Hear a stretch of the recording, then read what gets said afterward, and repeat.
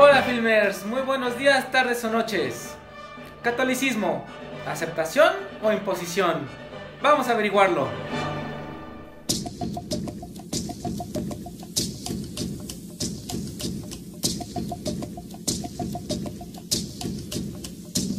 Normalmente ubicamos o abordamos a la conquista española a partir del ámbito militar y hacemos a un lado completamente la religión. ¿No sientes tú que también el catolicismo fue pues impuesto por ellos? No, pues definitivamente, ¿no? O sea, cuando hay una conquista viene a través de todos los factores, ¿no? Culturales, y tiene que ver con economía, política, religión, y evidentemente pues la religión es un peso muy fuerte, ¿no? El catolicismo actualmente está superimpuesto por la conquista, porque pues no realmente no era como que creyéramos en Dios, ¿no? En la Virgen María como nos la imponen, digamos. Vinieron a cambiar nuestras tradiciones, algunas tradiciones, ¿no? Sí, fue claro una imposición porque rompen con el esquema de como el hombre naturaleza, ¿no? Entonces sí considero que fue una imposición.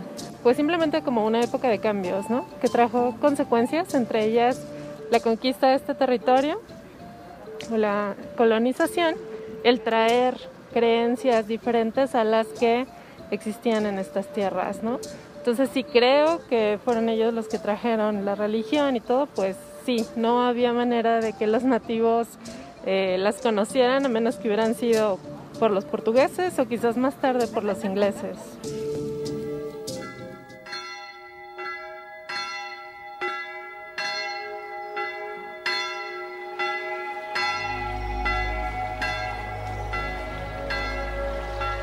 Buen día, buena tarde o buena noche y bienvenidos a Mesa Redonda, un espacio en el cual hablamos de distintos temas de la cultura popular, desde cuáles son los elementos de un zompantli hasta si el método anticonceptivo por excelencia pudiera ser un detente.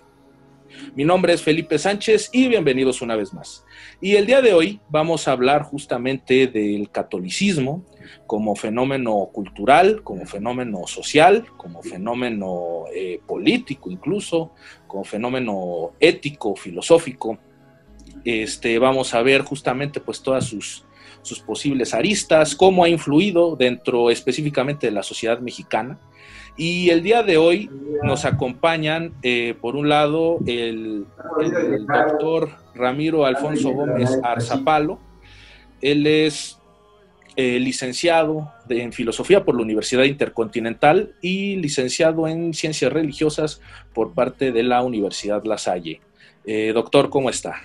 Bien, gracias. Buen día. Por otro lado, nos acompaña también la escritora y cineasta independiente Amaranta Monterrubio. Amaranta, ¿cómo estás? Hola, muy bien, muy contenta de estar aquí con ustedes. A ver qué tal se pone este asunto. Por otro lado, tenemos también a el hermano Wilfrido Aedo Ángeles. Wilfrido, ¿cómo estás? Muy bien, mucho gusto de estar de nuevo aquí con ustedes, compartiendo la mesa. También con nosotros se encuentra la filósofa y actriz Alejandra Luna. Ale, ¿cómo estás? Hola, bien, gracias. Hola a todos. El catolicismo como fenómeno cultural. Creo que algo que deberíamos de definir en primera instancia y que me gustaría conocer el punto de vista de cada uno es, bueno, ¿qué es o más bien quién es un católico en primera instancia? Y en segundo, pues cuáles son como las características, por así decirlo, que tendría que tener o lo que se podría considerar a un buen católico. Bueno, una pregunta complicada, depende desde dónde se mire, porque si lo vemos desde el punto de vista institucional de la Iglesia, pues para ser un buen católico hay que cumplir una cierta serie de normativas, de reglas, ¿no?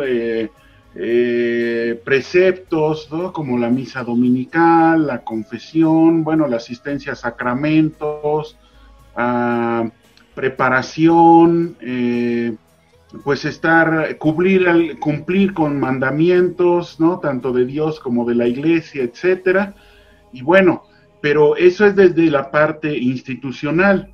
Si lo vemos desde la parte de la religiosidad popular, no, en un contexto cultural como México, donde el catolicismo ha estado presente desde la fundación misma de la nación y ha cobrado cierta independencia de la institución eclesiástica para convertirse en parte inherente de la identidad del pueblo mexicano, pues a lo mejor la gente consideraría más que es buen católico porque va a misa cuando le nace, pues porque participa en los novenarios cuando hay difunto, porque va a la peregrinación, porque está al pendiente de las mañanitas de la Virgen, porque participa en la fiesta patronal, etcétera, ¿no? Entonces, pues dependería mucho de dónde se mire. Hubo hace poco, unos 2 años a lo mucho, en la Universidad Católica Lumen Gentium, por parte de la Maestría de Pastoral Urbana, se hizo un estudio muy interesante de encuestas entre las personas para tratar de ver los porcentajes desde lo que ellos mismos concebían que eran buenos católicos, malos católicos, no católicos, o qué eran, ¿no? Y fue muy sorprendente el entrecruzamiento de las respuestas, porque de pronto muchos de los elementos que la parte oficial dice del buen catolicismo, mucha gente que se considera a sí mismo mala católica, pues sí los cubría, pero ellos se siguen considerando malos católicos, pues porque no cumplen con otra serie de prerrogativas que creen desde su perspectiva que se deben de cumplir, ¿no? Entonces, pues es muy relativo. Creo que sí, es complicada la pregunta, pero y la respuesta es de hecho bastante compleja, ¿no? Aunque pueda parecer buen católico o mal católico. Bueno, lo que yo voy a decir a continuación está basado en que pues yo nací en una familia hipercatólica y después pues yo renuncié, ¿no? a esa forma de vida. Entonces, yo creo que en el ámbito de cómo se ejerce el catolicismo, cómo se lleva a cabo la religión, está el lugar comunitario y el lugar individual. En el lugar comunitario, pues como ya lo mencionó el doctor, ¿no? Hay que cumplir ciertas tradiciones, hay que integrarse a la comunidad, hay que ser muy participativo, hay que saberse de memoria ciertas cosas. Y ahí yo creo que es una parte que si bien existe en muchas de las religiones organizadas, creo que es algo muy bueno, porque cuando estás en esa comunidad, encuentras como una cierta familia espiritual a la que puedes pertenecer, sin importar de qué religión organizada estemos hablando. Pero hay otro lugar que es el lugar individual, que para mí es el más complicado. ¿Por qué? Porque por lo que yo he vivido y observado, el catolicismo lo que hace es partir al individuo en dos.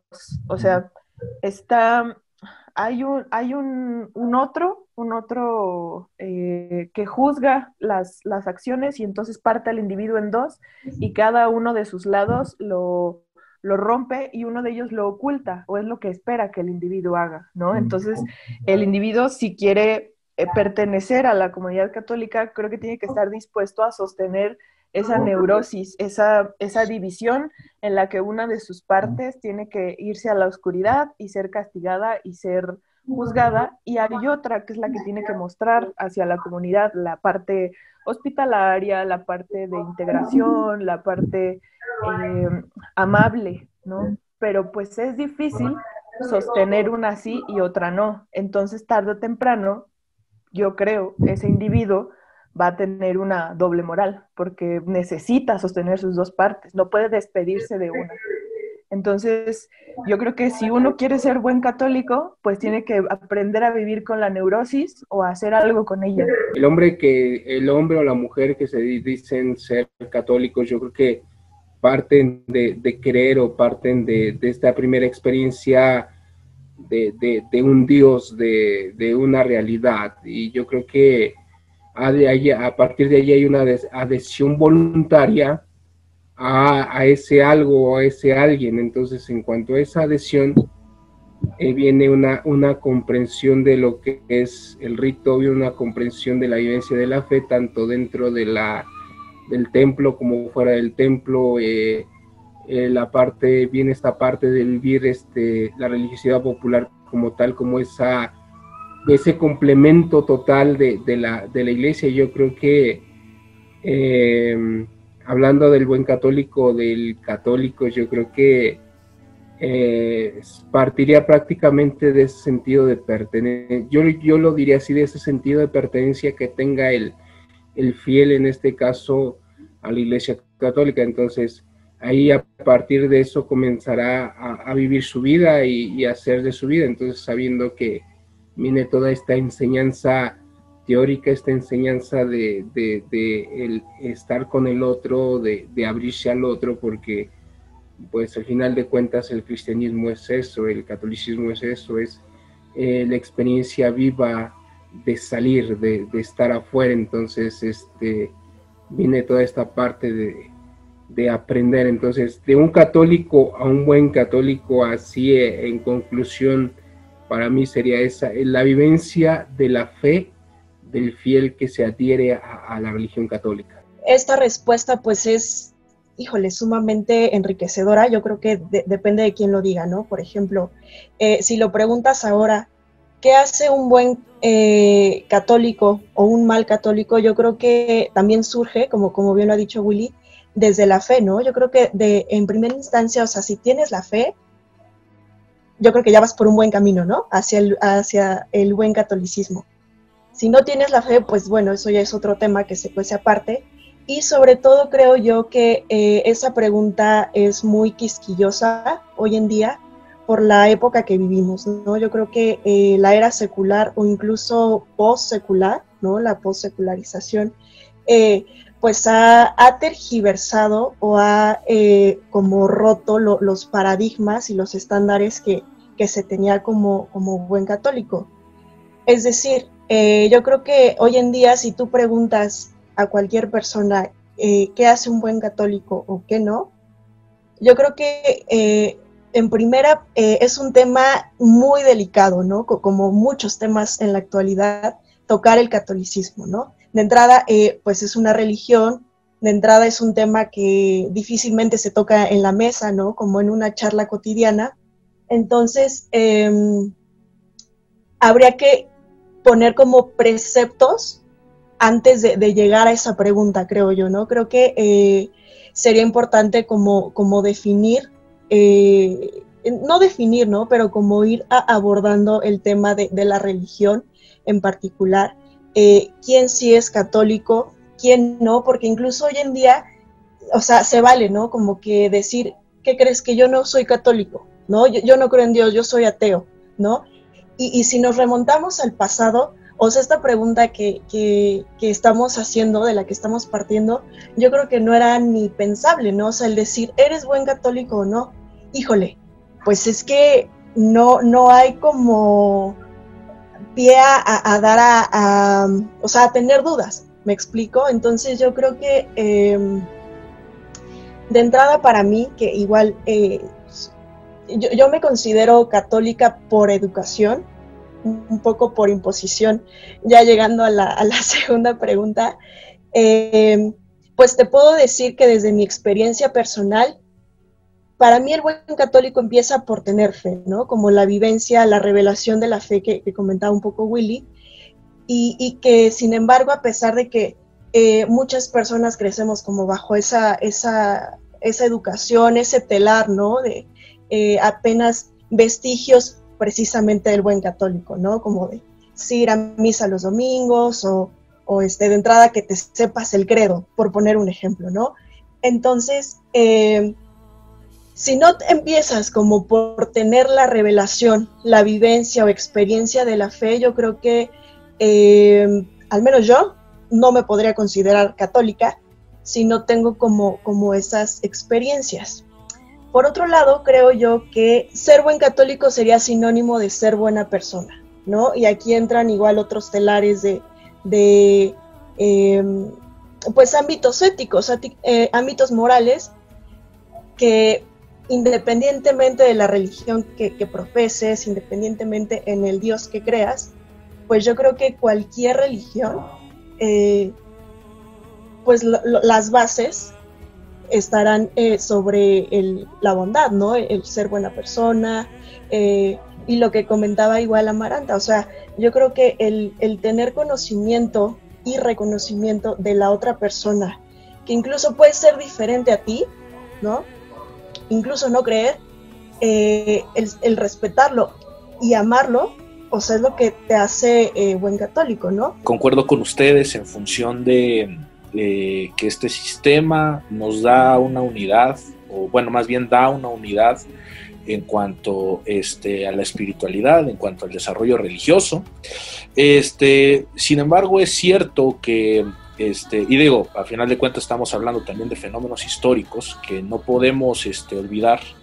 Hablando justamente platicábamos la semana pasada sobre la figura de Gaspar Yanga y sobre justamente todas las actividades que realizaron los españoles durante esa época, y creo yo, y que esto es algo de lo cual no se habla y quiero traerlo a la mesa, de que a final de cuentas el catolicismo traído en la época de conquista y que será traído durante la época colonial, servirá como un medio coercitivo para poder conquistar y dominar tanto a los pueblos indígenas como, pues bueno, a todos los que ocupaban los territorios. Quisiera plantear la siguiente pregunta, bueno, las siguientes dos preguntas. La primera de ellas, si justamente el México de conquista, el México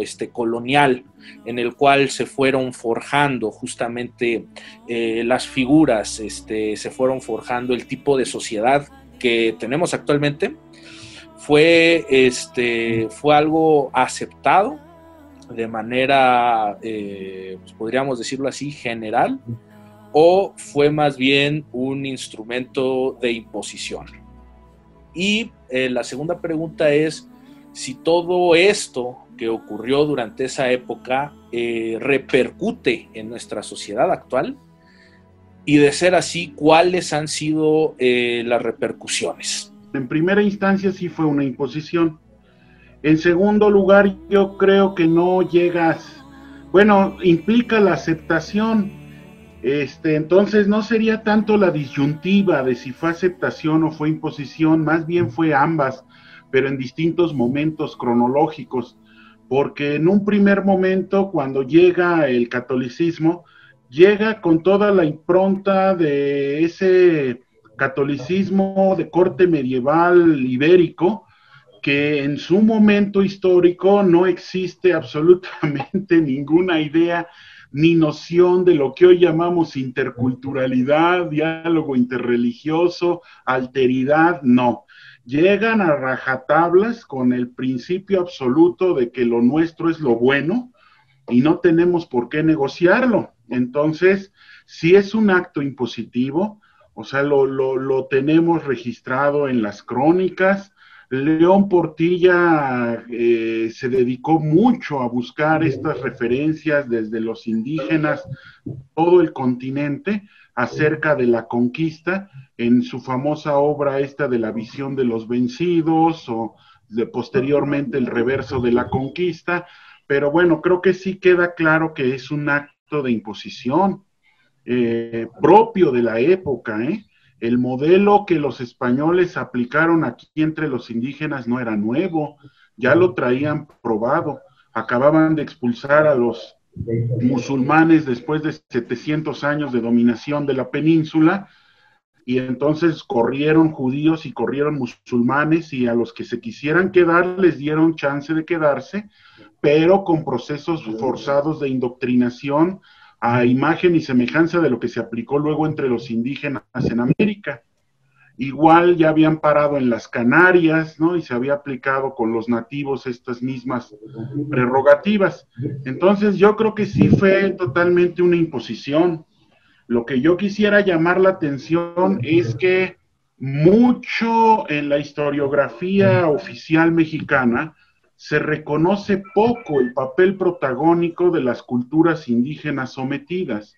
Es decir, se considera que los españoles llegaron e impusieron, no solo el catolicismo, o sea, fue el catolicismo con todo el paquete de cultura occidental, es decir, el modelo colonial en la religión, en lo militar, en lo económico y lo político. Entonces, los indígenas se sometieron y ya pues se quedaron sometidos y aceptaron lo que era, y así ya se convirtieron en buenos católicos y buenos preciudadanos mexicanos, ¿no? Esperando que llegara el momento. Pero creo que los indígenas tuvieron un papel mucho más activo, protagónico y vital de lo que se les suele reconocer. Por eso decía que fue imposición y después algo cercano a la aceptación. Yo no lo llamaría aceptación, tal vez le diría reformulación o hibridación, negociación, porque eso que fue impuesto en un primer momento va a pasar un proceso de asimilación en las culturas nativas que van a terminar internalizando o haciendo propio lo que en un primer momento fue un mensaje exógeno. Entonces, ese mensaje de foráneos, que es el cristianismo que se impone, va a convertirse en un mensaje internalizado indígena, releído, reinterpretado, reelaborado a partir de las simientes culturales y el universo simbólico propio de las culturas mesoamericanas y andinas también. Entonces, desde ese punto de vista, pues yo creo que fue ambas, ¿sí? Empieza siendo imposición. Recordemos el famoso Coloquio de los 12, este documento tan temprano en el siglo XVI, elaborado ahí en Tlatelolco, en el convento de la Santa Cruz, por Fray Bernardino de Sahagún, que hace como un montaje escénico de lo que fue la conquista y esos primeros diálogos para convencer a los indígenas. Y ahí se nos presenta que los supuestos primeros 12 frailes franciscanos que llegan se reúnen con los 12 sobrevivientes indígenas, y después de dar todo su mensaje reiteradamente, los indígenas acaban diciendo: señores nuestros, agradecemos los trabajos que habéis padecido para llegar hasta nosotros, pero ciertamente no les creemos. Eso que ustedes dicen de que nuestros dioses no son dioses sino demonios y que tenemos que dejar nuestra forma de vida, no lo tenemos por verdad, aunque se ofendan. Y los frailes arremeten nuevamente, añadiendo un toquecito de coerción o de amenaza, porque les acaban diciendo: bueno, miren, sus antepasados no tenían mucho pecado porque pues ellos no conocían este mensaje, ni habían llegado los representantes del Dios verdadero, ni les habían traído el libro divino. Pero pues ahora ya estamos aquí, y ustedes ya se enteraron porque ya se los dijimos, y aquí está el libro con la verdad. Entonces, si no quieren someterse, si no lo quieren aceptar, mucho es lo que peligraréis, porque Dios mismo que comenzó vuestra ruina, la llevará al término para que del todo perezcáis. Entonces, al escuchar esto, los indígenas pues acaban respondiendo: no se altere su corazón, esté tranquilo ustedes y estemos tranquilos nosotros, aquí tomamos tal cual es su palabra, la aceptamos tal como nos la dicen, ¿sí? Eso nos deja ver qué estilo de cristianismo se iba a desarrollar en estas tierras. En relación con esa segunda parte de la pregunta, ¿qué consecuencias tiene? Pues la consecuencia principal va a ser esta peculiaridad de cristianismo en nuestras tierras, donde necesariamente los indígenas, bajo una imposibilidad de establecer un diálogo abierto con esta imposición cristiana en un primer momento, llegan a una reformulación de símbolos y elementos en una negociación velada y profunda a nivel cultural, en la que aceptan el mensaje cristiano, integran a su vida el mensaje cristiano y los sacramentos y las prerrogativas que se les dice que deben llevar como buenos cristianos, pero a la vez dejan pasar muchísimos elementos de su concepción ancestral de lo sagrado. Por eso tenemos este cristianismo culturalmente tan original y tan valioso en todo México, con las expresiones de religiosidad popular indígena que abundan y sobran en Hidalgo, en Guerrero, en Tlaxcala, en Puebla, en Oaxaca, en Chiapas, en todas estas zonas donde hubo presencia española intensiva.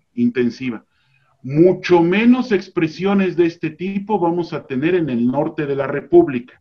Desde los huicholes hacia arriba, los niveles de sincretismo son mucho menores, porque ellos pudieron correr, disponían de desiertos, territorios, las barrancas, y se refugiaron en ellos, no tuvieron esa presión intensiva de los frailes en su territorio, y entonces desarrollaron una religiosidad indígena a la par del mensaje cristiano. De tal manera que si nosotros ahora vamos a muchas de estas comunidades de Nayarit o de Jalisco, donde están los huicholes, pues vamos a encontrar que en el pueblo tienen dos templos, el templo de sus dioses, y sus dioses siguen siendo piedras, cráneos,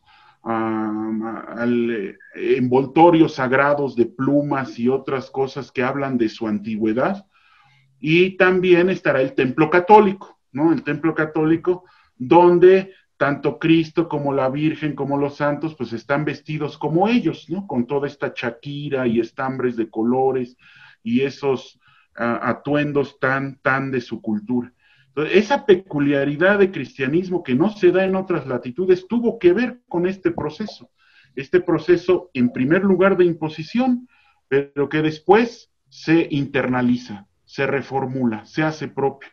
Y yo quisiera ver ahora que alguien vaya y le diga a los rarámuri, o que le diga a los chontales, o que le diga a los nahuas de Guerrero, no eres cristiano. Pues si sale golpeado, ¿no? Entonces, ¿por qué? Porque ellos se consideran tan buenos cristianos como buenos mexicanos, aunque su forma peculiar cultural sea distinta. Y yo creo que las diferencias y distinciones vienen de esta raíz, de esta internalización, de esta apropiación cultural del mensaje, que primero fue impuesto, pero después fue asimilado e internalizado. Y una vez que se internaliza ya no es externo, ya es propio, es mío. Desde que escuché la pregunta, me causa curiosidad que por qué se haría una pregunta como de algo que ya todos damos por hecho, ¿no? Un poco, que digo, ninguno de nosotros estuvo presente en ese momento, pero pues existen los registros históricos de que en efecto fue una imposición. Pero yo creo que no solo cuando llegaron aquí, sino que el catolicismo, hasta alcanzar su grado de catolicismo, pues esa consolidación como tal, siempre ha nacido como un acto de imposición.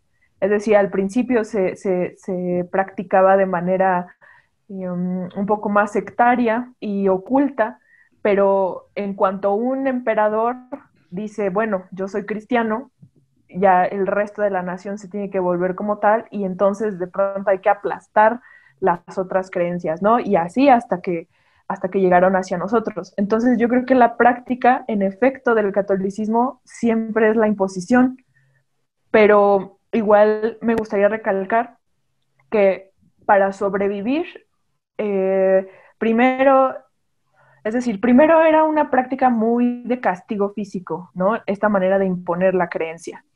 Pero también para sobrevivir, pues tuvo que evolucionar a otros métodos como la manipulación, y la manipulación yo creo que también es una forma de imposición y de violencia, sin importar que después, entre la niebla de la manipulación, pues nosotros creamos apropiarnos de esa creencia, ¿no? Aunque después la integremos y la tomemos como parte de nuestra individualidad y la retomemos en la práctica, si nació de la manipulación, también es una imposición. Entonces, yo creo que el gran éxito que también tiene el catolicismo, no solo para imponerse, sino después para permanecer, es que compete mucho con cómo el individuo tiene que renunciar a muchas cosas de sí mismo, retomando lo que decía hace rato, para entrar en estos pactos sociales y poder convivir como se espera, sin causar miedo, sin causar anomalía y sin causar conflicto, ¿no? Entonces, no solo lo hace el catolicismo, sino también pues lo hace el sistema económico, lo hacen otras religiones organizadas, lo hace pues esta manera que tenemos de convivir en sociedad. Entonces, el efecto que sí produce el catolicismo y que yo creo que es como su gran hallazgo es encontrar cómo la persona puede gozar de presentarse como bueno en grupo. O sea, cómo su propio efecto, su propia necesidad gregaria y su gozo que produce saberse o sentirse bueno y sentirse integrado y sentirse católico, siendo que la religión organizada se aprovechó muy bien de ese placer humano y lo usa en su favor, ¿no?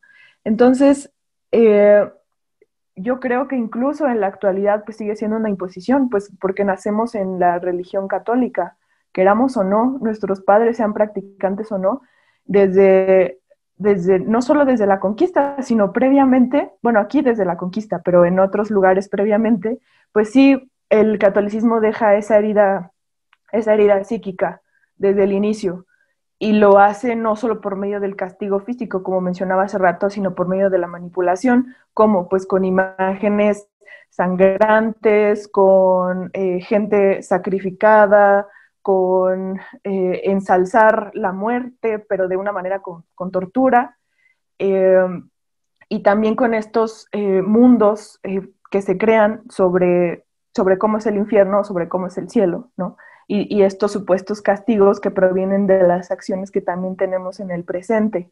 Entonces, por medio de todas esas herramientas pues es un instrumento efectivísimo de manipulación que ya no necesita la tortura pública ni exhibir al torturado en la plaza y decir, hizo tal y por eso lo castigamos, ¿no? Como sí se hizo en algún momento, pero ahora ya no lo necesita. Y yo creo que si bien hay una integración o un sincretismo muy valioso y que del cual los individuos pueden disfrutar, también si proviene de la manipulación, yo sí pondría ahí un alfiler sobre si realmente es propio, ¿no? Es decir, ¿de dónde nace? ¿No? Porque después el individuo, si quiere renunciar a la creencia, tiene que hacer todo un trabajo de integración, de integrar todo aquello de su ser que rechazó por haber nacido en esa religión, como la ira, como el deseo, como la envidia, y un montón de cosas que la religión no permite o incluso castiga, ¿no? Y lo pone en forma de mandamientos, y así significa ser una buena persona y demás. Entonces, todo aquello que no nos hace buenas personas, pues es rechazado, ¿no? Y hay que reintegrarlo porque pues es parte del ser humano.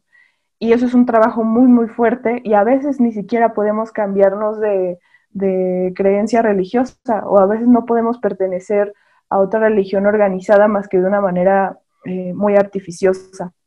Entonces, yo creo que la imposición no solo ocurrió en la conquista, sino ahora, ¿no? Y se debe mucho a que en este partir en dos a la persona, en su bien y mal, en su sombra y su luz, tiene el efecto de que si solo lo que reluce es la luz y lo que muestra a la comunidad es la luz y lo que se muestra a sí mismo y se constituye como imagen es la luz, pues obviamente va a creer que su religión es la mejor, ¿no? Va a creer que su postura es la correcta y por lo tanto tiene derecho de imponerla sobre los demás. Entonces de pronto nacen los niños y apenas nacen son bautizados, apenas empiezan a medio entender qué es la religión y ya existe otros ritos de paso donde poco a poco se va como que reafirmando su pertenencia a esa religión organizada sin saber siquiera si está realmente convencido, aunque después en la adultez pueda decir, bueno, está bien, voy a pertenecer e incluso me gusta o estoy a gusto o incluso quiero desarrollarme profesionalmente en este ámbito. Si proviene, yo insisto, si proviene de un lugar de manipulación, yo creería que continúa siendo una imposición, porque la manipulación hace tanto daño como el castigo físico y a veces más porque es muy nebuloso, es de pronto imposible resistirse a un ataque de manipulación porque es más confuso que cualquier ataque físico o cualquier confrontación directa. Llena al individuo de muchas pasiones tristes por resultado de esta decisión de su ser y el castigo de una de sus partes. Le produce muchas pasiones tristes, le produce, yo veo mucha culpa. También hay que renunciar a cierta parte del criterio y en lugar de buscar explicaciones como en qué medida yo tengo responsabilidad de lo que está ocurriendo, pues buscarle una explicación un poco más que vaya con esa creencia, ¿no? Pues porque así Dios lo quiso, porque así son las cosas, porque todo tiene un propósito, porque todo está escrito, y demás. Entonces, de pronto creo que hay que renunciar a cierta parte del criterio del individuo para decir en qué medida yo estoy contribuyendo a este fenómeno social o en qué medida yo tengo participación en lo que me pasa, me guste o no, ¿no? Entonces, eso creo que es un poco evadir también la propia incidencia en el entorno, por un lado, y por otro, pues más bien tener la impresión de que estamos paliando la angustia, ¿no? Del propio existir. Entonces, pues, hay una promesa de muerte, hay una promesa de cielo, hay una promesa de infierno, hay una promesa de plenitud, cuando en realidad esa angustia de no saber qué hacer en el presente, pues proviene de estar todo el tiempo alejando de nosotros ciertas cosas que hay que pensar y que hay que integrar a nuestra cosmovisión. Yo creo que toda esta simbólica medieval, con esta simbólica religiosa de nuestros pueblos, sí chocó ante una realidad que son dos cosmovisiones diferentes religiosas. Entonces vemos al Dios cristiano como esa concepción de que trae un hijo, que trae un Cristo, que trae un crucificado, y también vemos acá de este lado de esta cosmovisión indígena a este hombre que pues tiene que ofrecer sacrificios humanos a los dioses, de que tiene que hacer peregrinaciones, de que tiene que ir a los templos, de que en las casas cada uno tenía su deidad ancestral. Entonces todo esto yo creo que desde esta simbólica cultural, yo creo que sí se transformó, no se pierde del todo, se transforma. Entonces, a partir de esa premisa que dijo el doctor Ramiro, sí hay una imposición inicial, hay una asimilación y hay una aceptación. Entonces, yo siempre lo he dicho, el catolicismo en México es particular, pertenece sí a la iglesia oficial, sí pertenece a la iglesia católica latina, pero tiene su identidad propia, tiene su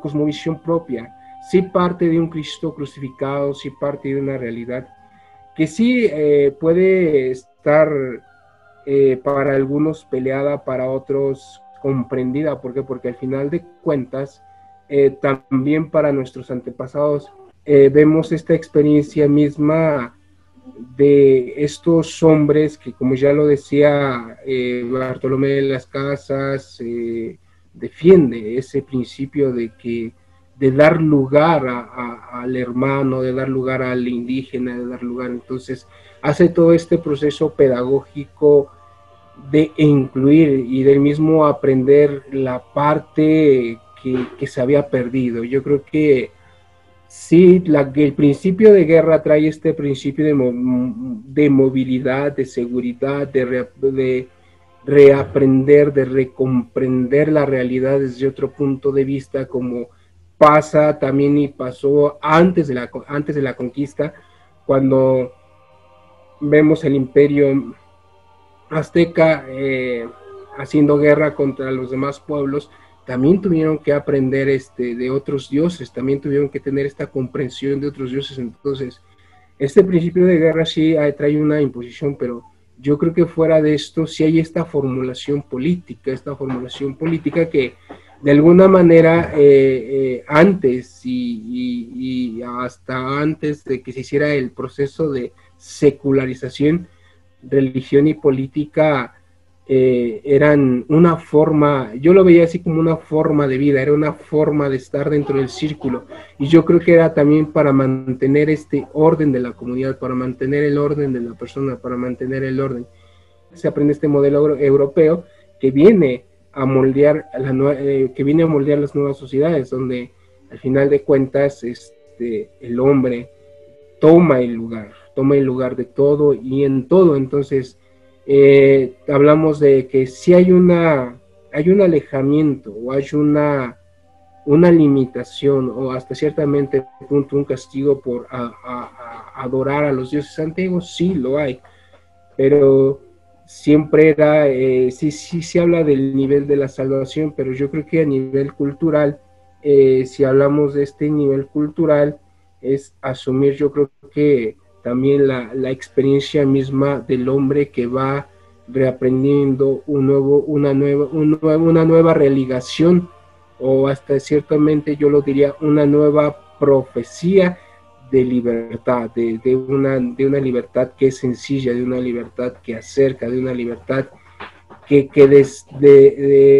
destotaliza un sistema, pero que va a hacer una destotalización de un sistema no solamente indígena, sino español. Y yo creo que si hablamos dentro de este punto del catolicismo, hablamos de esa experiencia, de esa experiencia viva del signo mismo del cristianismo, de vayan. Entonces, de vayan y prediquen, y yo creo que ante el vayan y prediquen viene toda esta parte, y pues sí sabemos que la historia misma de la iglesia se ha ido desde la iglesia de los apóstoles hasta la iglesia actual, se fue articulando, se fue dando leyes, se fue dando formas del rito, formas de acercarnos a Dios. Entonces, hablar del individuo, hablar de la comunidad, yo creo que es hablar desde este mismo fundamento del cristianismo, que es exterioridad del ir y vayan y prediquen. Entonces yo creo que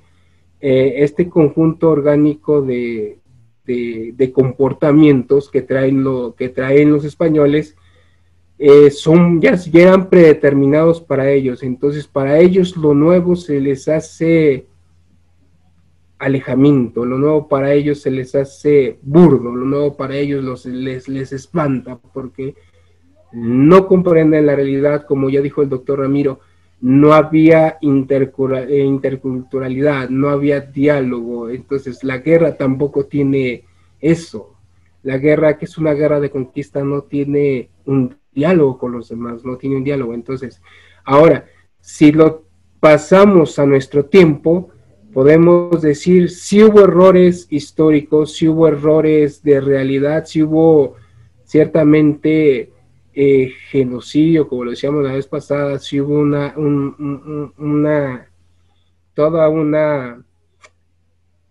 una violación a los derechos. Yo creo que sí los hubo, pero fuera de todo este contexto hay esta asimilación que se fue quedando, que fue permeando en la cultura mexicana y que se fue haciendo parte de nuestras vidas. Yo creo que la mayoría de los hombres siempre buscan, y en la actualidad siguen buscando, cómo religarse con lo sobrenatural, cómo trascender a otra realidad. Entonces, no es una ida, sino es ese mismo hombre que busca un acercamiento, que busca siempre a veces regresar a un mundo mítico, a un mundo riquísimo de significado. Independientemente del sincretismo, de la adaptación y el adoptar y el adaptar todos estos preceptos religiosos, psicológicos incluso, ¿no? Simbólicos, filosóficos, yo creo que en primera instancia lo que se juzga y no se perdona, porque en algunos casos sí es como, o sea, muy indignante, y no es para menos. Yo creo que el momento de la imposición, o sea, cuando llega un país, ¿no? Llegan seres ajenos, llegan otros, ¿no? A querer despojarte no solo de tus pertenencias, de tus riquezas geográficas como país, como colectivo, sino a ti despojarte de tu dignidad, ¿no? Violar la dignidad, tus derechos humanos, tu individualidad, ¿no? Que en ese entonces pues no existían como tal esos términos. Yo creo que sí hay que señalar esa violación y esa imposición que se dio en un primer momento y que incluso como comentaban, ¿no? Yo creo que la imposición sigue hoy en día cuando en tu casa dices, ¿qué crees? ¿Que yo no creo en Dios? No, bueno, o sea, la reunión familiar ahí se termina y se separa la familia, porque como tú que creciste con todos estos preceptos católicos que te lo inyectamos, ¿no? En las venas, lo traes, como que no crees en Dios, ¿no? Entonces yo creo que la imposición prevalece, ¿sí? Sin embargo, aquí, enriqueciendo con los demás diálogos, yo creo que habría que cambiar un poquito el enfoque, ¿no?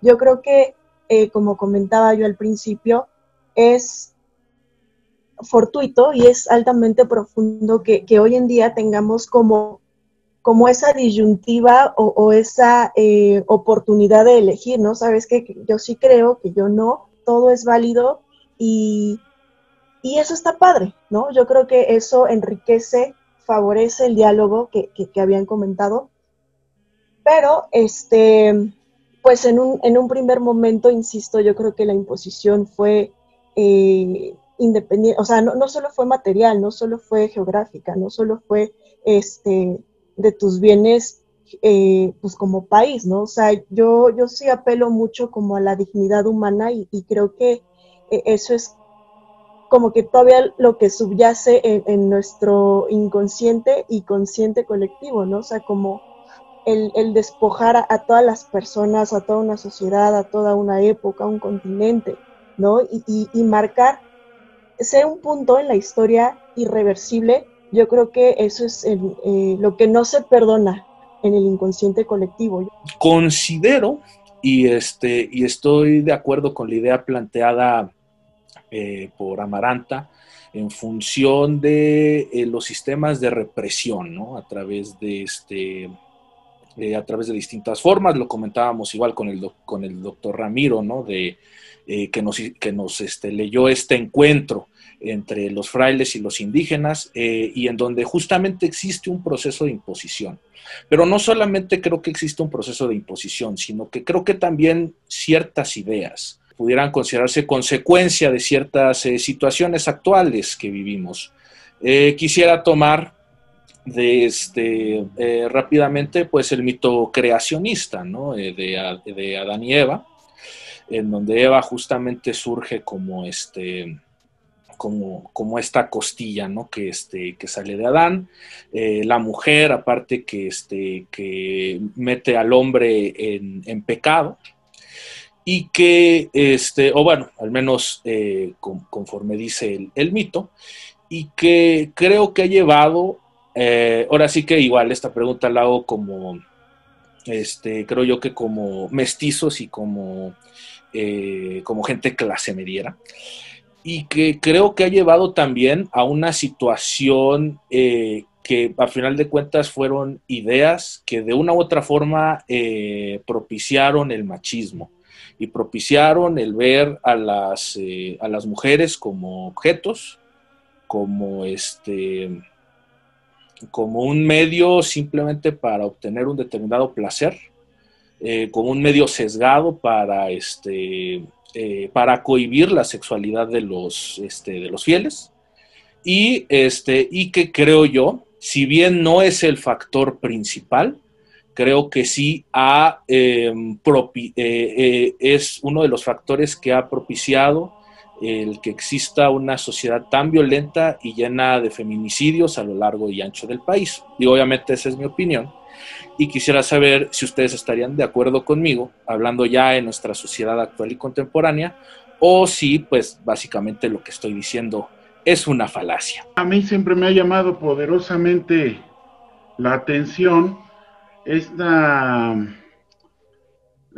diferencia radical en la forma de la concepción de la mujer entre lo que fueron las culturas precolombinas y después el aporte o la influencia que llega con esta nueva concepción occidental europea, porque es de llamar mucho la atención el lugar clave que tenía la mujer en las concepciones indígenas precolombinas, al punto de que tenían su propio tiempo y su propio espacio.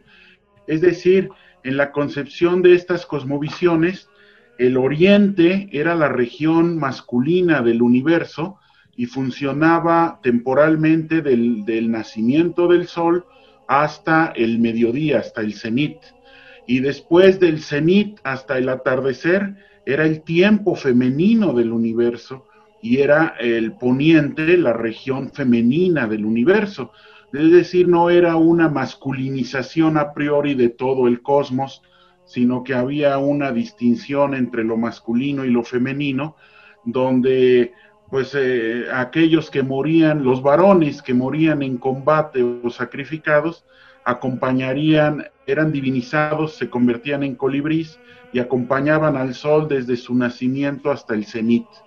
En el momento en que entregaban el disco solar a las guerreras, y eran las iguateteo, las mujeres divinizadas, que habían muerto con un cautivo en su vientre, en cuestión de parto o embarazo, etcétera, y ellas eran las encargadas de acompañar al disco solar del cenit hasta el ocaso, ¿no? Entonces, eso me llama muchísimo la atención.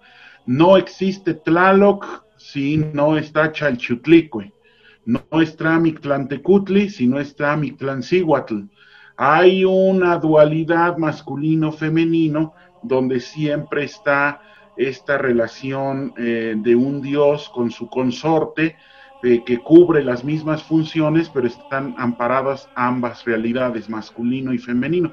Bueno, aquí Wilfrido no me dejará mentir, ¿no? En Hidalgo, la vivencia de la religiosidad indígena ñañú contemporánea, pues Dios sigue siendo padre y madre, ¿no? Al mismo tiempo. En las concepciones nahuas también es padre y madre y se le llama de las dos, se le adjudican ambas formas. Entonces, esa concepción, pues claro que se vio trastocada fuertemente porque la concepción europea era nada que ver, era muy machista, ya venía de un contexto cultural totalmente masculinizado, Dios es varón, es un modelo completamente patriarcal, y entonces tenemos ahí, por ejemplo, Fray Andrés de Olmos, que llega inmediatamente, de los primeros 12 frailes franciscanos que llegan, y que escribe desde muy temprano, en la primera mitad del siglo XVI, dentro de sus gramáticas y todo lo que escribe un escrito muy interesante en náhuatl y español, que se llamó Hechicerías y Sortilegios. Y en el capítulo 5 de ese Hechicerías y Sortilegios hay un capítulo muy interesante que dice por qué hay más adeptas al demonio mujeres que hombres, ¿no? Y entonces ahí empieza a decir una serie de cosas interesantes, cómicas, bueno, incluso a nosotros se nos hacen cómicas, ¿no? Donde dice, bueno, es que las mujeres no guardan secretos, hablan mucho, entonces el diablo sabe y por eso les confía a ellas secretos oscuros para que vayan y lo cuenten a los demás. Ellas no vienen al conocimiento en libros, entonces andan buscando cosas ocultas. Y son débiles, entonces si quieren hacerle daño a alguien, como no pueden agarrar y irle a dar un garrote, pues entonces le piden al diablo que les haga el trabajo sucio. Y cosas de ese tipo, que pues bien podríamos decir hoy son como slogans de Vox Populi, jocosos, pero llevados a estrato de ley, porque ese tratado de hechicerías y sortilegios es un manual que se entrega pues para... digamos, para los inquisidores, para los celadores, los veladores de la custodia de la fe y de la rectitud, poder detectar casos sospechosos. Y no es nuevo, no lo inventó Olmos, ¿no? Trae un antecedente del Malleus Maleficarum de estos dominicos, Spengler y Kramer, que en España, bueno, ya habían, bueno, no fue en España, fue en Alemania, pero ya habían difundido por Europa toda esta obra, donde se habla que la mujer, pues es un mal necesario, pintado de bellos colores, que fémina viene de feminus, porque tiene poquita fe, entonces se tuerce, y es torcida porque la costilla es un hueso curvo, y desde ahí estuvo el defecto, y una serie de cosas que hoy dan risa, pero que sí nos dejan ver una sociedad patriarcal más machista, totalmente cargada en el ámbito del poder hacia el lado masculino, donde por excelencia la otredad es la feminidad, y esa feminidad es deseada, pero a la vez obscura, oculta, velada, no conocida desde el ámbito de la masculinidad, y se le rechaza a la vez que atrae, que seduce. Entonces, bueno, es interesante esa perspectiva. Yo me quedaría con eso. O sea, con eso daría respuesta. Sí, ciertamente hay una diferencia abismal, radical en la concepción de masculino, femenino entre las culturas indígenas y lo que es ahora pues esta visión europea traída, ¿no? Que pues encontró campo fértil y que ciertamente rompió muchas de las redes sociales y de las estructuras de pensamiento que mantenían en sanidad estas relaciones antes. En la vida ritual indígena contemporánea sigue habiendo muchísimas actividades que tienen que hacer varones y otras que tienen que hacer mujeres y que tienen que ver con esta concepción de fondo de la masculinidad y la feminidad. Por ejemplo, la tierra es femenina, por eso la mujer no puede entrar a la veta, a la mina, porque se pone celosa la tierra y entonces oculta el mineral, solo se abre para aceptar varones. Entonces esas cosas también hay en contraparte, elementos masculinos en el universo que deben ser seducidos o atrapados o atraídos ritualmente por medio de mujeres y no de varones. Entonces yo creo que en un sentido profundo se sigue conservando partes, ¿no? De esta realidad o de esta concepción cosmovisional donde lo masculino y lo femenino están equilibrados, pero desgraciadamente, insisto, al haberse impuesto estas categorías también occidentales, rompe toda la estructura general social y ciertamente queda en situación de desventaja la mujer a partir de esto. Vaya pregunta. A ver, primero me gustaría apuntar que el fenómeno que se ha recrudecido en los años recientes sobre los feminicidios, pues es un fenómeno social muy complejo, difícilmente atribuible a una sola causa, que en este caso sería una creencia religiosa o un mito de Génesis. Pero sí creo que comparte la raíz de cómo es que la propia cosmovisión humana pues ha evolucionado o ha tendido hacia ese lugar, ¿no? Sí es una piedra originaria, aunque no sea la única causa. Entonces, igual me gustaría como recalcar que los mitos religiosos están vivos y los estamos viviendo todo el tiempo, es decir, no son inofensivos, no es solo que vayamos a un templo y ahí busquemos reproducir por medio de un ritual el fenómeno que se presenta en algún libro religioso. No es como que solo en el momento en el que existe un rezo, solo en el momento en el que existe una práctica, estemos reproduciendo el mito, sino que el mito pues permea la psique y entonces está llevándose a cabo como una cosa viva todo el tiempo. Entonces, la manera en la que evolucionan las religiones organizadas, primero pues giran en torno a la fertilidad, en torno a los ciclos, en torno a la tierra, y en cuanto comienza pues lo que se dice siempre, ¿no? Comienza el sedentarismo y entonces empezamos a crear instituciones, a crear jerarquías, y ahí es donde empiezan los los mitos fundacionales donde el dios masculino es el creador de la vida, lo cual pues sería algo completamente antinatural, pues los hombres no tienen esta capacidad de parto. Entonces el dios ahora es un dios generador que insufla vida o que la moldea con sus propias manos y no tiene que parirla, ¿no? Sino que con la pura idea, el puro pensamiento o el aliento, pues ya puede crear, ¿no? Entonces, yo creo que pues eso es un poco una respuesta a todo o una oposición a toda la manera en la que se había mantenido la creencia religiosa, donde pues las mujeres y sus ciclos eran la base, ¿no? de los ritos y de las prácticas.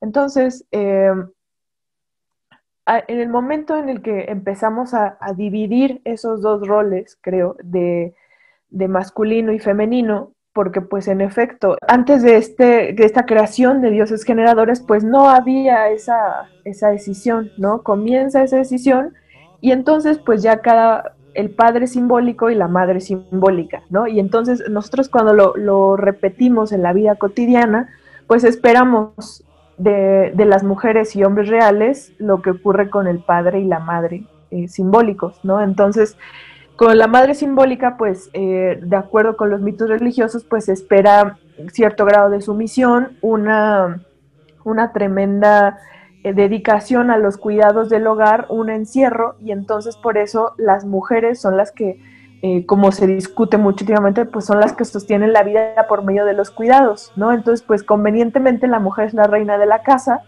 porque pues la reina del cielo se encargó de parir y de crear pues toda una generación de descendientes cristianos. Entonces, pues lo que se espera justo es que sea la que todo el tiempo está sosteniendo esta vida y la sociedad, mientras que del padre se espera que resuelva los problemas. Entonces, por eso también todo el tiempo estamos esperando que el Estado resuelva todo. El Estado no me está dando, el Estado no me está diciendo, el Estado no responde, no castiga, no juzga. ¿Por qué? Si se supone que es el padre, ¿no? El padre es el Estado. Entonces también cuando figuras políticas se instauran como el padre o este gran padre o esta figura patriarcal, pues creo que también es una herramienta de manipulación para así en efecto cumplir ese mito o esa función mítica donde el padre es el que resuelve, ¿no? Entonces, en el momento en el que alguien se instala y dice yo soy su padre y yo les voy a resolver y les voy a traer esto y voy a castigar a quien se debe castigar, pues entonces todos vamos como polillas hacia la luz, ¿no? Diciendo, por fin va a llegar un padre que me va a resolver todo.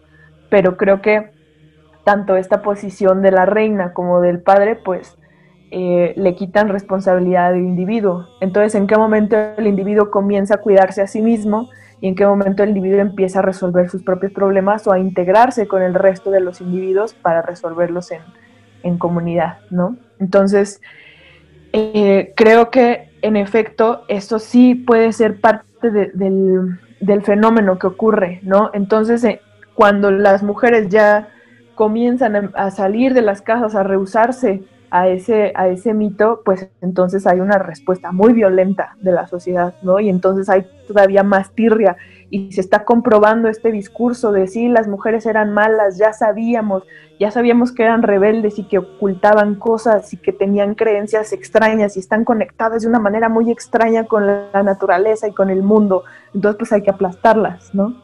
Entonces tenemos un montón de casos de víctimas, porque yo estuve trabajando más o menos 2 años en una organización que se dedicaba a atender víctimas de violencia, y la mayoría de los casos, la violencia comenzaba en el momento en el que las mujeres se separaban de esa pareja violenta, o se separaban de ese hombre violento, de ese hijo violento. Entonces era cuando los aplastaban, no mientras estaban en casa cumpliendo su función. Ahí había maltrato, claro que sí, pero en el momento en que las mujeres tratan de salir de su casa y arrancarse de esa violencia, es cuando viene el asesinato. Y ocurre muchas veces, ¿no? También al periódico donde yo trabajaba, que era de corte feminista, se mencionaba mucho que cuando las mujeres rechazaban a esta pareja o a este hombre que estaba cortejándolas, pues también se producía algún asesinato.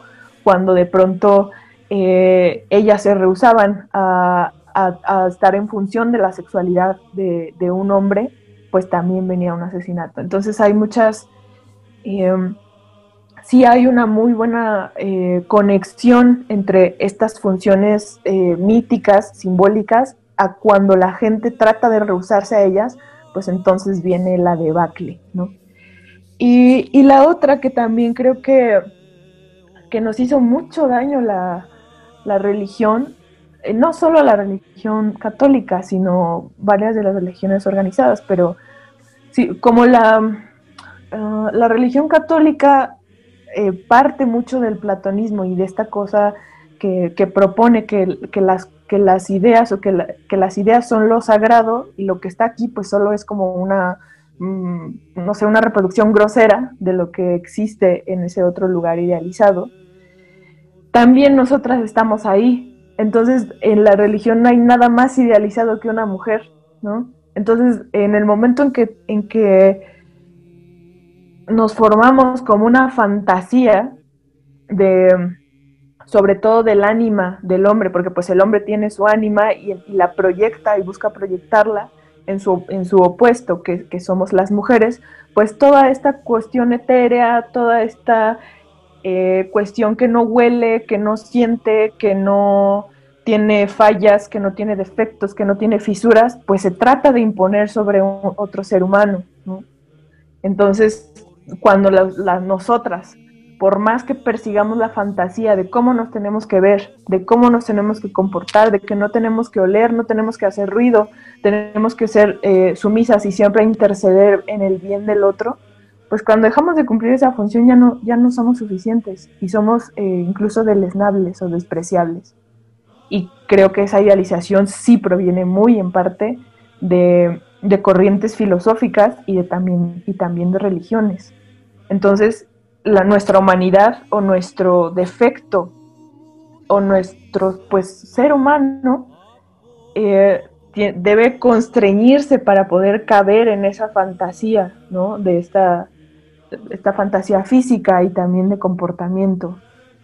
Entonces, pues en los recientes años, sobre todo con esta nueva ola de despertar feminista, pues hay un rechazo, ¿no? Hay pues una reticencia a un papel que ya no se cumple, a un molde que ya no queda, ¿no? Y que se quiebra y que busca romperse. Pues entonces viene la respuesta violenta. Y entonces yo creo que en algún momento de la historia, pues ya vamos a tener que aceptar que no podemos cumplir con esa fantasía por más que lo hayamos perseguido en primer lugar. Y en otra, en tampoco idealizar a los padres, ¿no? En no tratar de reproducir en las personas estos mitos religiosos, en no buscar que el Estado nos resuelva todo, o que el padre nos dé todo, y que la madre siempre se esté haciendo cargo de nosotros e intercediendo por nosotros, ¿no?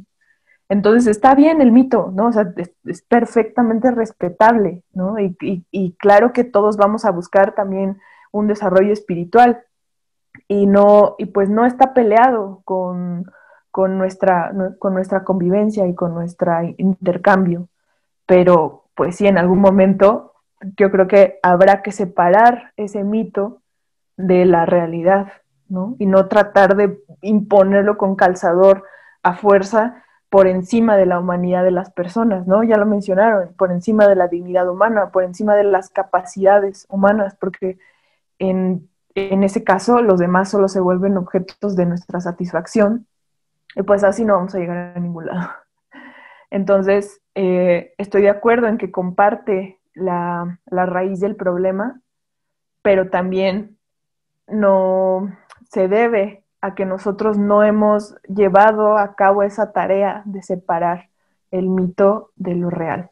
Pero yo creo que si referimos al mito de la creación, yo creo que al final de cuentas el centro del pensamiento en la Edad Antigua era Grecia. Entonces Grecia veía al pueblo semita como un pueblo bárbaro, como un pueblo que no entraba dentro del pensamiento griego. ¿Por qué? Porque el ser hebreo era bárbaro, eran aquellos nómadas que vivían, que iban con su Dios a todos lados. Y yo creo que esta concepción del mito hebreo, del mito del Génesis, del Bereshit, es hablar de Ish e Isha. Yo creo que desde el mismo concepto de Ish e Isha hablamos de humanidad, de esa humanidad hombre-mujer, pero yo creo que la desviación viene cuando el mismo cristianismo se encuentra con la concepción helénica. Entonces, cuando ella lo había mencionado en Amaranta, viene ese nuevo neoplatonismo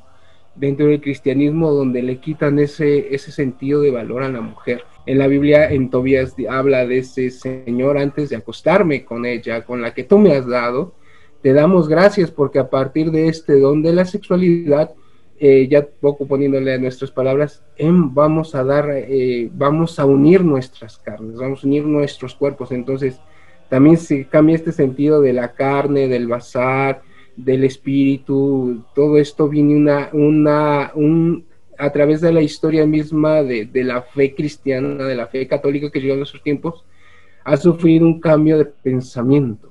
Y yo creo que este cambio de pensamiento ha llevado a que sí, ciertamente se haya una cierta dominación dentro de la iglesia, pero yo creo que es parte de cuando la iglesia se aleja de este sentido semita y se encuentra con el sentido helénico que tiene otra comprensión diferente de que la mujer es inferior al hombre y de que el hombre tiene la perfección total, y es por eso de que se habla de esas relaciones humanas más entre hombres que entre mujeres. Y pues también vemos que en el antiguo hay mujeres que son capaces de confrontar al sistema, porque de hecho cuando se habla del mismo mito de la creación, a mí me gusta esto: el hombre es hecho de la tierra, insuflado del Espíritu de Dios, pero de la tierra. Y en niveles de perfección, diría yo, la mujer es más perfecta al hombre, porque fue hecha primero de la costilla de Adán, que no es inferior, sino es igual, pero es diversa, es igual en carnalidad, en carnidad. Entonces, al ser igual en carnalidad y en carnidad, hablamos de este sentido de que la mujer puede alcanzar grandes momentos de intelectualidad más rápido que un hombre. La mujer alcanza momentos de espiritualidad más rápido que el hombre. Entonces, por eso el hombre y la mujer caminan hacia los 4 puntos cardinales, caminan. Entonces, la propia tierra indica ese sentido, pero si viene el proceso de la expulsión. Yo no utilizo el concepto de la caída, porque el concepto de la caída ya es un concepto griego que se utiliza dentro de la Biblia, en la comprensión bíblica, pero se habla del proceso de expulsión. O sea, estaban estos hombres que son espejos de Dios, este hombre, este Ish y esta Isha, o este Adama y este Adam, simbolizan ese reflejo de la humanidad, que son hechos por un ser poderoso, que es un ser creado, que después de la caída son sometidos bajo el castigo de sus propios actos. Entonces, el principio judío semita habla de la responsabilidad de los actos humanos. O sea, en tanto que somos responsables de nuestros actos, también tenemos que responder por nuestros actos. No viene un castigo de arriba. El castigo de arriba, yo creo que es, haciendo referencia a Santiago, yo creo que si tus obras van a ser buenas, tus obras tienen que demostrarse por medio de tu fe, o tu fe demostrarse por medio de tus obras. Entonces, es una realidad que se vive. El ser humano se tiene que comprometer desde este punto de vista del Génesis con la tierra. Tiene que responder a las necesidades de los otros. Y esa verdad del otro fue velada ya en la edad moderna con el cogito ergo sum, cuando se habla del yo totalizado, de este yo que se totaliza, que se mete ya no se habla del otro, ya no se habla de la otredad, se habla de seres, de jerarquía, se habla, y en la misma sociedad, no solamente en la institución religiosa. Entonces se habla de esa humanidad que necesitan renacer en el otro. La iglesia sí tiene que responder, y por eso hoy en día se ha atacado tanto al Papa Francisco, porque hoy hay dicasterios que han ocupado mujeres, no solamente de que la institución de la mujer tiene que ser reconocida no solamente dentro del sistema religioso, sino también en sistemas afuera de la religión. Entonces, se tiene que hablar, sí, de esta constitución intersubjetiva hombre-mujer, que tiene que reconocerse.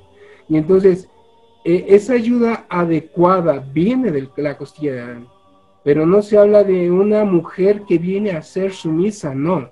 Viene a ser de esa mujer que viene a confrontar al ser humano, de que la mujer junto con el hombre tienen que razonar. Por eso Ish e Isha, a mí me gusta este concepto, convergen en vida, convergen en tiempo, convergen no solamente en esto, sino en existencia, en energía, en eternidad, y se convierten en el cara a cara, y son como esa muestra de Dios, de esa capacidad misma de crear, de ser libres de la integridad del otro, del que está vivo. Entonces, del sueño de la costilla de Adán viene la mujer, y este mito se enmarca en esta vivencia cultural judía, donde todo es indivisible, todo está unido, es diferente, es diverso, pero es indivisible, es unitario, todos son uno. Entonces, ese principio viene también a dar vitalidad a la vida humana. El mito va a quedar allí, la interpretación del mito va a cambiar o cambia, y yo creo que al cambiar sí es reconocer, y yo creo que es una salvación del tiempo y una valorización mismo del cuadro de la historia, y este cuadro de la historia tiene que ser justo.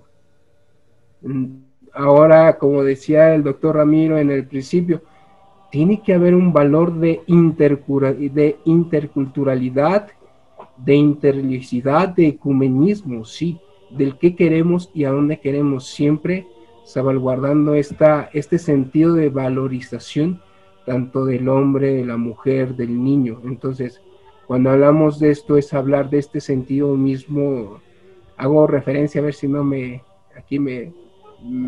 para terminar, yo creo que quedaría muy bien esto, donde el mismo Yeshua Ben Yosef o Jesús habla de hacer justicia al huérfano, de defender a la viuda, de asegurar que ninguno dejara casa, esposa, hermanos, padres e hijos para defender esto. Entonces yo creo que es dar derecho al oprimido, que dice Isaías y que recoge Jesús. Bueno, yo creo que tratar de resolver el enigma, ¿no?, de los feminicidios, del porqué, no solo de los feminicidios, sino de la violencia, ¿no?, de asesinatos, homicidios en general, que a lo que hemos llegado y a lo que ha llegado la catástrofe humana, yo creo que no hay una absoluta respuesta, ¿no? Yo creo que son varios elementos, como ya habían comentado, son varias cuestiones sociales, económicas y demás que influyen para caer en esas catástrofes, ¿no? Creo que es parte de la educación que tenemos inyectada nuevamente, el machismo, ¿no? El machismo lo tenemos hasta por debajo de la lengua, es transgeneracional, e incluso, desgraciadamente, a veces las mujeres pues somos las primeras que apoyamos, ¿no? Entonces yo creo que en términos generales no hay un solo culpable o no hay un responsable. Creo que todos somos corresponsables de tales actitudes. Finalmente es una educación, mala o buena educación, pero así nos han enseñado. Entonces creo que esto se debe también a una evolución o a una involución del pensamiento. Rápidamente quisiera citar algunos textos.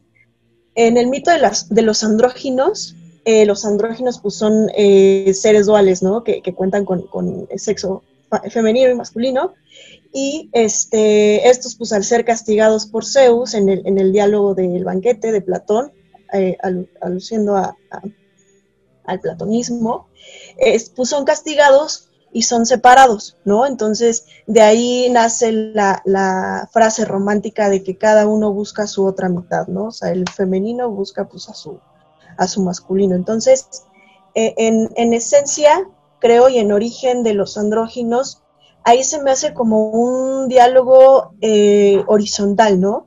Creo que ambos son iguales, no hay como jerarquías, niveles, ni estas cuestiones que vivimos ahorita, o sea, en demasía, ¿no? Del platonismo al gnosticismo, en la concepción cosmogónica, en el gnosticismo precisamente, había un protopadre y la madre, ¿no? En este caso Sofía, que si bien estaban como a la par, ¿no? De pronto sí tenía como, estaba en primer lugar el padre, ¿no? En un panorama patriarcal, haciendo alusión a lo mismo. Y bueno, igual, Sofía, la madre, es castigada porque quiere saber de más, ¿no? Su nombre, Sofía, sabiduría, quiere saber más, entonces es castigada. De Sofía nace Queroma, y entonces se dividen los mundos, ¿no? Pleroma y Queroma, perdón por la pronunciación, es lo bueno y lo malo, ¿no? Entonces, aquí pues la disyuntiva y la discordia pues la crea nuevamente una mujer, Sofía, esto a la par del escenario de Adán y Eva, ¿no? De hecho son como súper simultáneos los escenarios. De aquí creo que vuelvo a hacer alusión a que en la involución o evolución del pensamiento y de la mala o buena educación que hemos recibido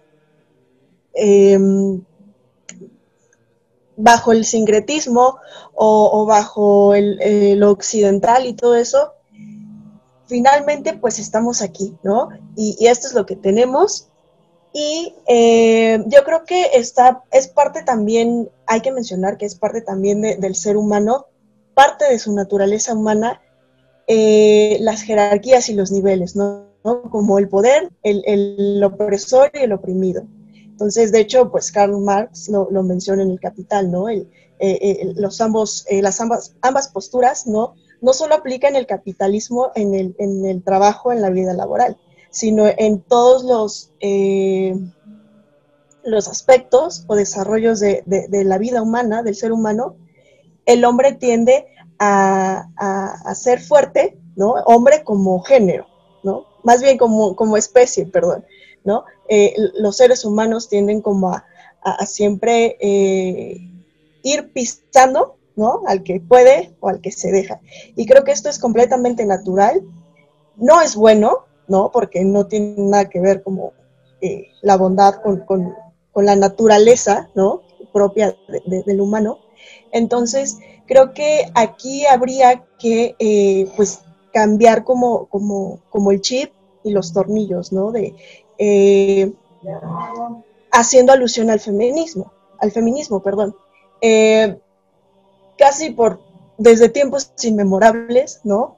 Justamente con la educación que menciono, pues el hombre es el que ha estado encima de la mujer, ¿no? Más bien arriba. Entonces, yo creo que hay diferentes feminismos que también habría que mencionar, o sea, siempre está como la dualidad, ¿no? Hombre versus mujer, ¿no? ¿Quién es más fuerte? ¿Quién es mejor?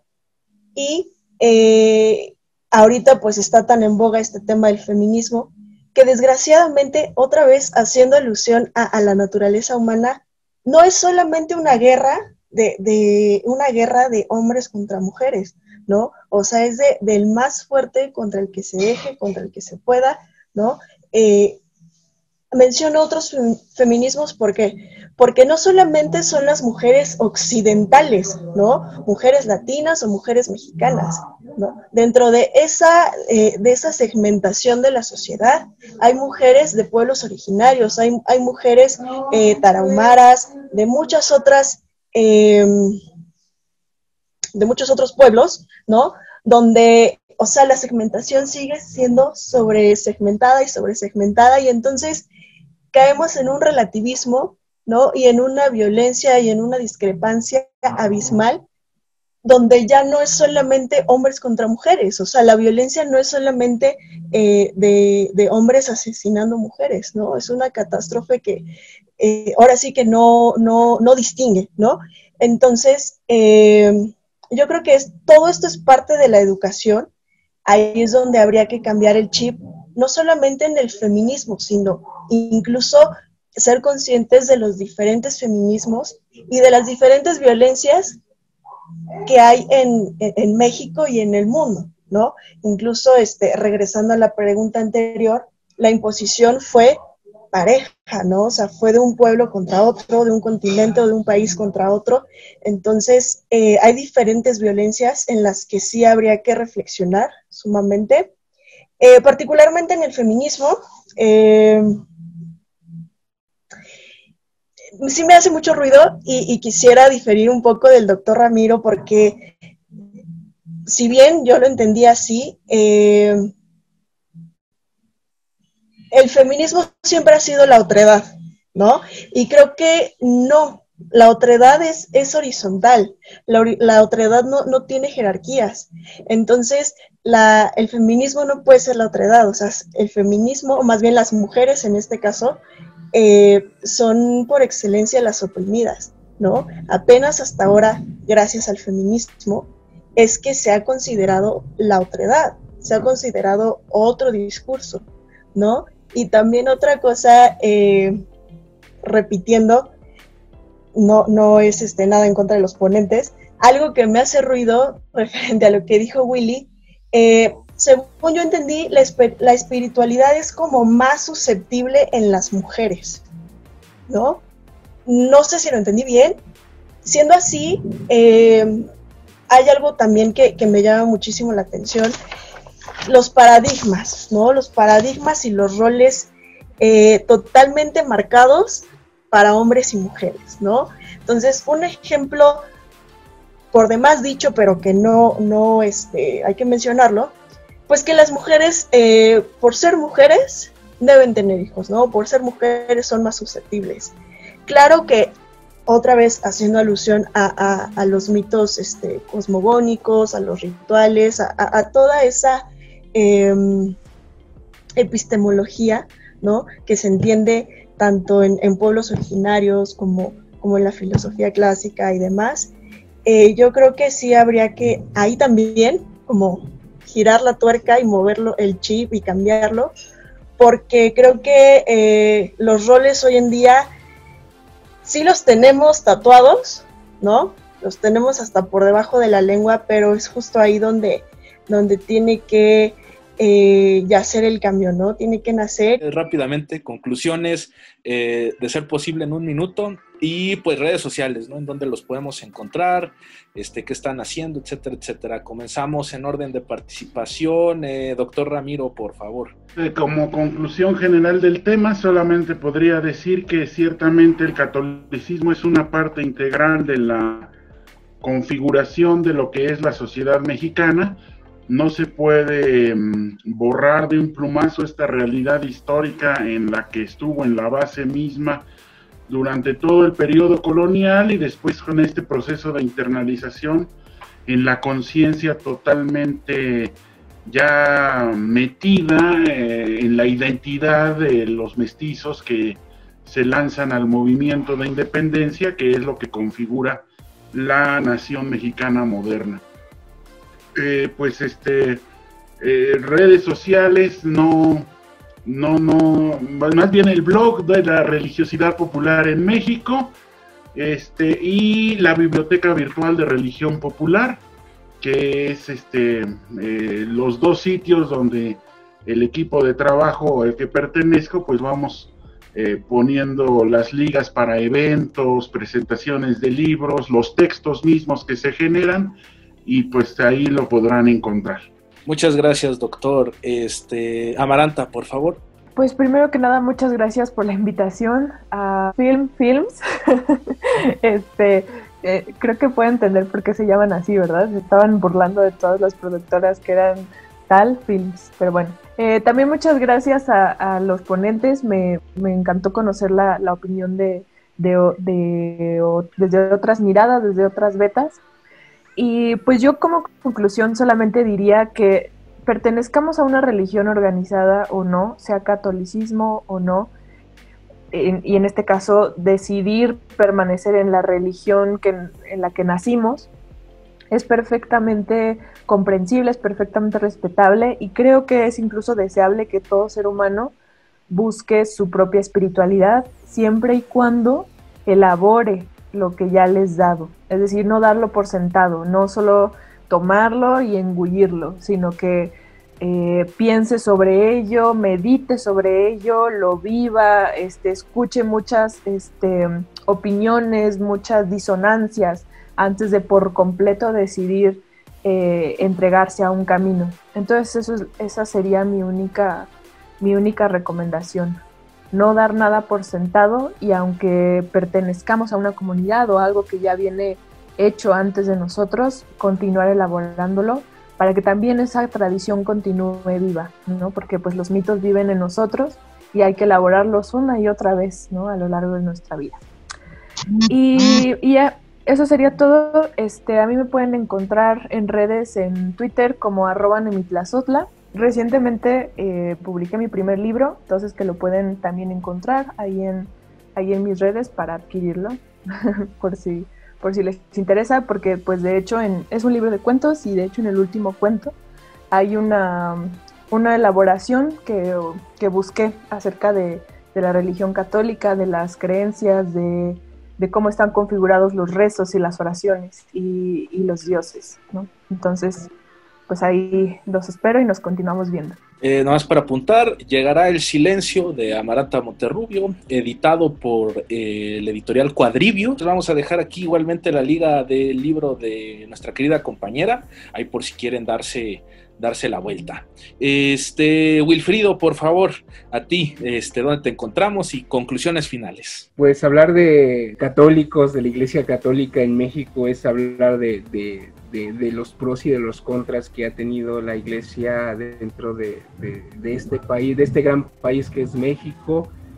Y yo creo que me quedaría solamente con algunos verbos, que sería acompañar. Nosotros como iglesia, o en este caso como hermanos, tenemos que acompañar procesos sociales desde nuestro punto, desde lo que somos. Yo creo que también tenemos que escuchar. Esta palabra de escuchar rápidamente la aprendí cuando estuve incursionando y ser miembro del Instituto Pro Infancia y la Juventud en el Centro María Antonia, en atención a chicas exservidores en la zona de la Merced. Aprendí que tenemos que escuchar de diferentes realidades,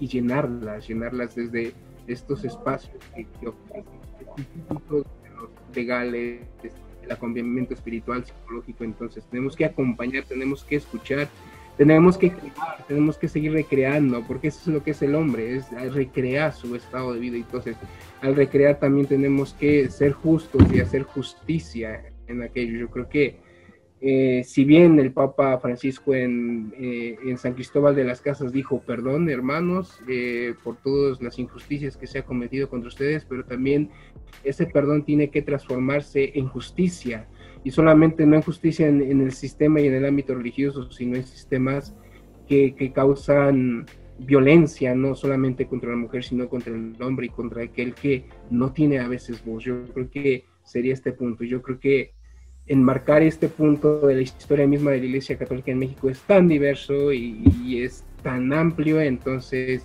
y que ha tenido muchos puntos dentro de la vida. Yo creo que daría mucho, y es mucho tiempo. Entonces sería a más grande mi conclusión. Y bueno, yo me encuentro en Facebook como Willy Aedo Ángeles, en Instagram como Willy Aedo, en Twitter como Willy Aedo, y también soy colaborador con el Dr. Ramiro en el blog de Religiosidad Popular. Excelente, muchísimas gracias, Wilfrido. Terminamos con Ale, por favor.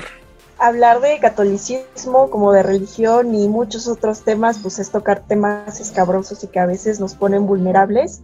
y creo que es parte también del aprendizaje, ¿no? Como escuchar otras posturas. Yo me fui profundamente feliz de aquí, me voy muy feliz de aquí porque aprendí bastante y es muy bonito, ¿no? Como conocer otras personas a través de estos discursos y sobre todo pues tocando estos temas, ¿no? Que a veces pues son delicados, ¿no? Creo que tanto la religión en general como el catolicismo en este caso, ¿no? E incluso pues como por estadísticas y habitantes, pues que somos más en México los católicos, es parte vuelvo al punto, ¿no? De la naturaleza humana. Yo creo que hablar de religión es un simbolismo que completa la antropología del hombre y eso nos hace pues crecer, ¿no? Sobre todo el escuchar otras posturas y tocar estos temas, creo que es lo que se necesita ahora, ¿no? Hay bastantes comunicadores actualmente que, pues bueno, ¿no? Y estos temas son los que, si bien no somos expertos, bueno, no yo, ¿no? Hay que como comunicarlo de manera que lleguen a los pues al auditorio, ¿no? A la audiencia. Entonces, yo aprendí bastante, creo que esa sería mi conclusión. Y bueno, pues en Instagram y en Facebook estoy como, bueno, en Facebook estoy como Alejandra Luna y en Insta estoy como Ale con doble E, _Luna Moon. Entonces, gracias por la invitación y gracias a todos. Gracias a cada uno de ustedes por tomarse el tiempo, por estar aquí, aunque nos pasamos ya del tiempo estipulado. Gracias por sus comentarios, ha sido muy enriquecedor. Y bueno, como ya mencionó Ale, pues este es un espacio que queremos abrir pues para cualquier tipo de tema de la cultura popular, y cualquier tipo de tema que creemos que tiene una relevancia y un peso en nuestra realidad y en nuestro sentir como país, como mexicanos y como latinoamericanos. Entonces, pues no me queda más que agradecer a cada uno de ustedes y decirles que a nosotros nos pueden encontrar aquí en YouTube como Film Films, todo junto, porque si lo buscan separado no sale. En Facebook estamos como Film Films M. En Instagram estamos como Film Films PF y Film Films FP. Y finalmente en Twitter estamos como @FilmFilms PF, si no me equivoco. Y pues nada, si el material que hemos preparado y que han visto ustedes desde casa les ha gustado, por favor dejen un buen like, suscríbanse, activen la campanita para recibir notificaciones cuando hagamos un nuevo video y no me queda más que decir hasta pronto.